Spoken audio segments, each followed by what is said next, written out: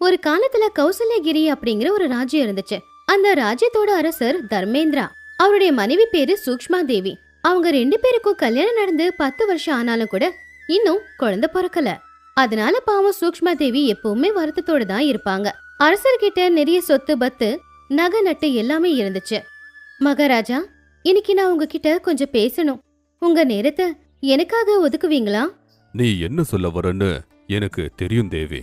நமக்கு கல்யாணம் ஆகி 10 வருஷம் ஆகுது. குழந்தை இல்லைன்னு தானே? அது உன்னோட கண்ணீர்ல எனக்கு தெரியுது. நீ கவலைப்படாத. அதுக்கு என்ன பண்ணணுமோ நான் பண்றேன். ராஜ்யத்தை பார்க்க போகணும். நேரமாச்சு, நான் போறேன் அப்படின்னு சொல்லி ராஜா அங்கிருந்து நகரத்துக்குள்ள போயிட்டாரு. அந்த ராஜ்யத்துக்கு ஜிதேந்திரா அப்படிங்கிற ஒரு மந்திரியும் இருந்தான். ஜிதேந்திரனுக்கு அந்த ராஜ்யத்து மேல ஒரு கண்ணு. ஏதாவது ஒரு திட்டத்தை போட்டு எப்படியாவது மொத்த அதிகாரத்தையும் அவன் கைப்பற்றலாம் அப்படின்னு அவன் ஆசைப்பட்டுக்கிட்டு இருந்தான்.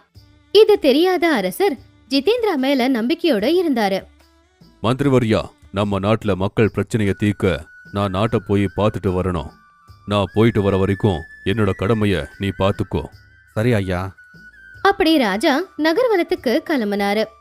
அரசர் ராஜ்யத்துக்குள்ள போய் அங்க இருக்கிற மக்களுடைய கஷ்ட நஷ்டம் எல்லாத்தையும் தெரிஞ்சுக்கிட்டு அவங்களுடைய கஷ்டங்களை எல்லாம் தீர்த்து வச்சுக்கிட்டு அடுத்தடுத்த ராஜ்யத்துக்குள்ள அவரு போய்கிட்டே தான் இருந்தாரு. என் நாட்டுல மக்கள் எனக்கு தெரியாம கஷ்டப்படுறாங்க. அவங்களுக்கு உதவி பண்ணும்போது எனக்கு ரொம்ப ஆனந்தமா இருக்கு. இவங்க இவ்வளவு கஷ்டப்படுறாங்கன்னு எனக்கு தெரியலையே.